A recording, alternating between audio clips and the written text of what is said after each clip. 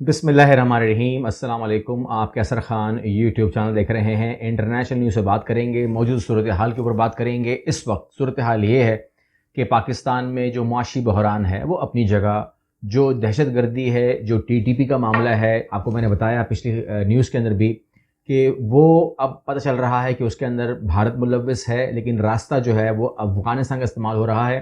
اب اسے کس طرح ہم انکاؤنٹر کریں گے، بات کھل چکی ہے اور اس بات کے اوپر کام کرنے کی ضرورت ہے، لیکن ہم اس کو اب پاکستان کے جو نیشنل نیوز ہے وہاں سے کور کرتے ہوئے بات کریں گے اس کے اوپر، اور وہ یہ ہے کہ ضمنی انتخابات ہونے لگے 33 حلقوں کے اندر۔ اس کے اندر عمران خان نے کہا تھا کہ سب پر میں کھڑا ہوں گا، تو تیاری یا جو حساب کتاب یا جو بھی پی ڈی ایم نے زور لگایا، جو بھی سسٹم بنایا، انہوں نے بنایا کہ ایسا ہی کریں، اور اس کے بعد انہوں نے پلان کر لیا، اور ان کے ساتھ جو ملے ہوئے لوگ ہیں انہوں نے پلان کر لیا۔ اب یہ تمام پلاننگ جب کمپلیٹ ہو گئی تو عمران خان نے کہا کہ میں تو الیکشن میں حصہ لوں گا ہی نہیں، اور انہوں نے کہا کہ میں اور لوگوں کو کہہ رہا ہوں کہ وہ لیں۔ تو اس طریقے سے جو ہے اس کو اب کچھ میڈیا آؤٹ لیٹ جو ہیں وہ یو ٹرن کہہ رہے ہیں، کچھ کہہ رہے ہیں فیصلہ تبدیل کر لیا، لیکن حقیقت جو ہوتی ہے، یعنی کہ جو آپ کہتے ہیں اسٹریٹجی، وہ کبھی بھی کوئی بھی واضح نہیں کہتا کہ میں نے کرنا کیا ہے اصل میں۔ تو اس کا مطلب یہ ہوتا ہے، آپ اس کو یہ بھی کہہ سکتے ہیں کہ اگر وہ آپ کو لیفٹ دکھا کے رائٹ مار رہا ہے یا رائٹ دکھا کے لیفٹ مار رہا ہے، تو آپ کو بات سمجھنی چاہیے کہ ایک آدمی اپنی اسٹریٹجی جو ہے وہ کس طریقے سے سنبھالتا ہے، کس طریقے سے چھپاتا ہے اور کس طریقے سے چینج کرتا ہے۔ یہ ایک بہت بڑی اسٹریٹجی ہوتی ہے جس کو آپ یو ٹرن کہہ سکتے ہیں، کچھ بھی کہہ سکتے ہیں، لیکن عمران خان کا یہ فیصلہ جو ہے، یہ جو پلاننگ ہوئی ہے گراؤنڈ کے اوپر، اس کو بدلنے کے لیے کافی ہے، اور اب ایک نئی پلاننگ کرنی پڑے گی۔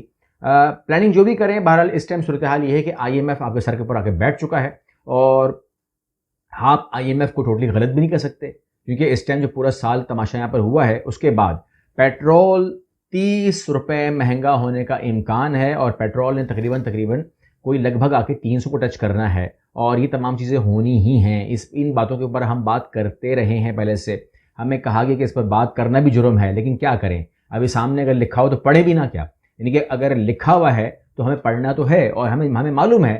ہمیں کیا معلوم ہے؟ آپ کسی بھی ریڈیو والے کے پاس کھڑے ہو جائیں، آپ کو پورا معاشی جو صورتحال ہے پورا بیان کر دے گا، پوری اسٹیٹکس کے ساتھ، اس کے پاس پوری رپورٹ ہوتی ہے، کب کیا کیسے تھا، کیا ہوا، پھر کیا ہوا، خزانے میں کتنا ڈالر تھا، وہ اب کون سا ڈالر رہ گیا ہے، سعودی عرب پہ کتنا ہے، یو اے ای کتنا ہے، آپ ان سے رپورٹ پوچھ لیں، آپ کو بتا دے گا کہ یہ صورتحال ہے، اور آگے کیا ہو جائے گا آپ کو وہ پیشن گوئی بھی کر کے دے گا۔ یعنی کہ ماہر معاشیات بن چکی ہے ہماری ایک عام عوام۔ یہاں پر آپ کو میں نے خبر دے دی ہے، اللہ خیر کرے، کیونکہ پیٹرول بڑھے گا تو تمام چیزوں پہ اس کا اثر پڑے گا، مہنگائی بڑھے گی، اور پھر صرف مہنگائی پڑنے کے بعد صرف یہ نہیں ہوتا کہ عوام پریشان ہوتی ہے، بلکہ معاشرے کے اندر جرائم بھی پنپتے ہیں اور جرائم بھی آتے ہیں۔ وہ لوگ جو جرائم کے بارے میں کبھی سوچتے بھی نہیں ہیں، لیکن ان کے گھر بھی جب قیامت برپا ہوتی ہے تو پھر وہ بھی چھینا چھپٹی کرتے ہیں۔ ایسے ممالک کو میں جانتا ہوں جہاں پر گاڑی اگر سگنل پہ کھڑی ہو جائے تو وہ دروازہ نکال کے بھاگ جائیں شروع کر دیتے ہیں۔ یہ تمام چیزیں ہوتی ہیں کیونکہ یہ صورتحال بن جاتی ہے۔ پاکستان میں وہ صورتحال نہیں ہے، اور اللہ کرے نہ آئے، لیکن اللہ نہ کرے کہ آپ کی گاڑی سگنل پہ کھڑی ہو اور لوگ آپ کی گاڑی کو نوچنا شروع کر دیں یا آپ کی بائک کو نوچنا شروع کر دیں۔ یہ تمام چیزیں میں نے اپنی آنکھوں سے دیکھی ہیں، اور آپ بھی دیکھ سکتے ہیں، میڈیا پہ اویلیبل ہیں۔ آپ کہتے ہیں کہ ملک کی خزانے کی صورتحال کیا ہے، تو اگین بول رہا ہوں کہ ہمارے سامنے لکھا ہوا ہے، بس پڑھنا ہی جرم ہے، مگر پڑھیں گے اس کو ہم، یہ جرم ہے تو یہ جرم تو ہمیں کرنا ہی پڑے گا۔ وہ یہ ہے کہ اسٹیٹ بینک کے ذخائر 16% مزید گر گئے، اور اب ہیں 3 ارب 9 کروڑ۔ رپورٹ سے کر رہا ہوں کہ یہ گر رہے ہیں، اور یہ اچھی خبر نہیں ہے ہمارے لیے کہ اس وقت جب ہمارے پاس آئی ایم ایف بیٹھا ہوا ہے اور بیٹھا رہے گا کچھ ٹائم تک کے لیے، تو اگر اس نے ہاں کر دی تو حالات بدلیں گے اور تمام ادارے اپنے وعدے پورے کریں گے۔ اس میں ورلڈ بینک ہے، ایشین بینک ہے، اور باقی ادارے ہیں۔ یہ پیسے تو صرف ٹوکر منی ہوتی ہے جو ملیں گے، لیکن اصل اماؤنٹ وہ ہوتی ہے جو ریلیز ہوگی سعودی عربیہ سے، یو اے ای سے، چائنا سے، اور پھر مالیاتی اداروں سے، تو پھر کہیں جا کے آپ کی صورتحال بدلے گی۔ اور ماضی کے اندر آپ جو پرانے میرے ویور ہیں وہ جانتے ہیں کہ 57 ارب ڈالر کا قرضہ لیا تھا 2002 کے اندر غالباً، اگر میں غلط نہیں ہوں، آپ کو میں نے بتایا تھا، برازیل نے 57 ارب، دیٹ واز ریکارڈ ایکچولی۔ اس کے بعد کیا ہوا؟ اس کے بعد یہ ہوا کہ اس نے اپنے آپ کو ریوائیو کیا، اور وہ پورا کا پورا قرضہ اور اپنا پورا کا پورا قرضہ انہوں نے اتارا بھی اس کو۔ تو یہ بہت بڑی بات ہے، تو یہ کوئی وہ نہیں ہے، اس کو آپ نہیں کہہ سکتے کہ جی یہ کوئی غلط ہو رہا ہے، لیکن بہرحال یہ ہو رہا ہے۔ اب آ جائیے آپ الیکشن کے اوپر۔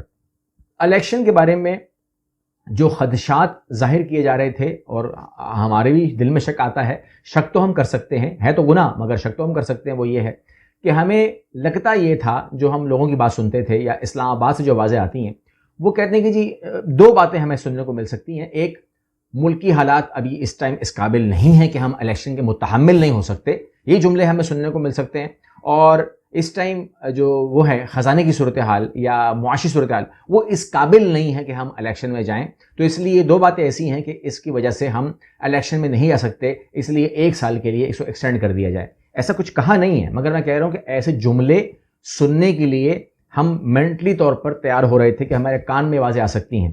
لیکن اب صورتحال یہ ہے کہ اگر ایک الیکشن جو طے شدہ معاملات ہیں پنجاب کے اندر 3 مہینے کے بعد الیکشن ہونے چاہیے، گورنر کو چھوڑیں، الیکشن کمیشن الیکشن تاریخ دے. اب یہاں پر میں بھی ایک بات ایڈ کرنا چاہتا ہوں کہ لاہور ہائی کورٹ کہہ رہا ہے کہ آپ الیکشن کی ڈیٹ دیں. میں سمجھتا ہوں کہ الیکشن گورنر کو بھی چھوڑیں، الیکشن کمیشن کو بھی چھوڑیں، اور لاہور ہائی کورٹ جو ہے وہ جانتی ہے کہ ڈیٹ کیا ہوگی، کیونکہ 3 مہینے کی حکومت ہے، یہ نگران سیٹ اپ جو ہے 3 مہینے کا ہے. اس کے بعد کوئی ممکن ہی نہیں ہے کہ کوئی حکومت اب ایگزسٹ کرے، ممکن ہی نہیں ہے. یعنی کہ 91 ڈے نمبر 91 آرٹیکل 6 لگ جائے گا اگر حکومت رہے گی، تو آرٹیکل 6 لگ جائے گا اگر اس نے 91 ڈیز کے اوپر کوئی اس نے عمل کیا، تو یہی لاہور ہائی کورٹ اس کو کھڑا کر سکتی سامنے اپنے کہ تم نے آرڈر کیسے دیا. تو یہ تو بڑا آسان ہے کہ آپ اس کے اوپر ڈیٹ کی بات ہو کیوں رہی ہے، اسد عمر وہاں کھڑے ہو کے بحث کیوں کر رہے ہیں. یہ تو بہت کلیئر ہے کہ ایٹومیٹک جو ہے یہ حکومت ختم ہو جائے گی، ایٹومیٹک ڈیٹ سامنے آنی چاہیے ڈے 1، یعنی کہ جب یہ حکومت بن رہی تھی تو ڈیٹ ہمارے سامنے آ جانی چاہیے کہ جی اکارڈنگ ٹو دس گورنمنٹ جو کہ 3 مہینے کے لیے ہے، اس تاریخ کو الیکشن ہوگا، دیٹ از فائنل. اب اس کے اندر ہم جو دیکھ رہے ہیں، گورنر کا بندہ نہیں آیا، الیکشن کمیشن کا بندہ کھڑا ہوا ہے، یہاں پر بیرسٹر علی ظفر گورنر پنجاب کا آرڈر پڑھ کر سنا رہے ہیں، وغیرہ وغیرہ چیزیں ہو رہی ہیں. یہ وغیرہ وغیرہ چیزیں کیوں ہو رہی ہیں ابھی تک سمجھ میں نہیں آ رہی ہیں، کیونکہ اس کے اوپر بحث کیوں ہو رہی ہے، اس کے اوپر جرا کیوں ہو رہی ہے، اس کے اوپر ہم ٹائم کیوں لگا رہے ہیں. یہ بہت ہی سمپل اور اسٹریٹ فارورڈ معاملات ہیں. اگر وہ کہہ رہے ہیں کہ اس ٹائم معاشی صورتحال ٹھیک نہیں ہے، تو معاشی صورتحال پاکستان کی ٹھیک رہی کب ہے، یہ ہم اس پہ بھی بحث کر سکتے ہیں نا. پھر تو ایسا کون سا وقت میں نے دیکھ لیا، آپ نے دیکھ لیا، جس کے اندر ہم نے لوگوں کو قرضے دینے جا رہے، جاپان کو قرضہ بانٹ رہے تھے، امریکہ کو قرضہ بانٹ رہے تھے، اور اس کے بعد ہمارے پہ یہ حالت آ گئی، ہم IMF سے پیسہ مانگ رہے ہیں. تو وہ حالت تو کبھی ہوئے ہی نہیں. ہم نے ہمیشہ اس طرح ملک چلایا ہے، اور انہی چلاتے ہوئے ہی الیکشنز ہوئے ہیں. لیکن لگ رہا یہ رہا ہے کہ پنجاب کے اندر بھی ہم الیکشن کرانے کے موڈ میں، یعنی کہ جو صورتحال نظر آ رہی ہے اس میں ڈنڈی مارنے کا پروگرام ہے. اب وہ ڈنڈی لگتی ہے نہیں لگتی وہ الگ بات ہے. شیخ رشید کی گرفتاری سے حکومت کا کوئی تعلق نہیں. اب بات یہ ہے کہ گرفتاریاں جب ہوتی ہیں اس کے اندر جو ایکٹیویٹی ہوتی ہے وہ ظاہر کرتی ہے. جس طریقے سے شیخ رشید کے پاس لوگ گئے اور تمام چیزیں ہوئیں، ایک عام شہری کی درخواست کے اوپر اتنا ایکشن جو ہوا، اس عام شہری کو اس ٹائم میں کہتا ہوں کہ کوئی تمغہ ومغہ پہنا دینا چاہیے میرے حساب سے، اگر ایسا ہے تو. دوسری بات یہ، کل رانا ثناء اللہ کو گرفتار کیا جائے گا تو ہو سکتا ہے کہ اس ٹائم کوئی اس وقت کی حکومت ہی کہے کہ رانا ثناء اللہ کی گرفتاری میں سیاسی کوئی عمل نہیں ہے. تو میرا دل یہ کہتا ہے کہ آج بھی ہے اور کل بھی ہوگا.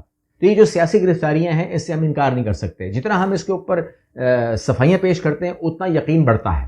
تو رانا ثناء اللہ آج یہ بات کر رہے ہیں یا کل ہم رانا ثناء اللہ کی بھی بات کریں گے، دونوں میں ہمیں دکھ ہوگا. چاہے آج شیخ رشید اریسٹ ہیں، چاہے کل رانا ثناء اللہ گرفتار ہوں گے، دونوں صورتوں میں ہمیں دکھ ہوگا، کیونکہ یہ سیاسی گرفتاریاں ہوتی ہیں جس کے اندر ان کے اوپر 20 کلو کے نشے نکل آتے ہیں، بعد میں وہ کیس ختم ہو جاتے ہیں، اور بڑے بڑے نام جن کے اوپر اب کہتے ہیں کہ پر ڈے 9 ارب کمارے ہوتے ہیں، ان کے معاملات کورٹ سے بری ہو جاتے ہیں. تمام چیزیں ہمارے سامنے ہیں، کیا میں نام لوں گا، تمام چیزیں ایسی ہی ہو رہی ہیں. اور باقی معاملات یہ ہیں کہ جو آخری بات آپ سے میں شیئر کرنے جا رہا ہوں وہ یہ ہے کہ آپ مجھ سے پوچھیں گے کہ کیا جو سابق وزیر اعظم عمران خان، کیا وہ آل پارٹیز کانفرنس میں شرکت کریں گے؟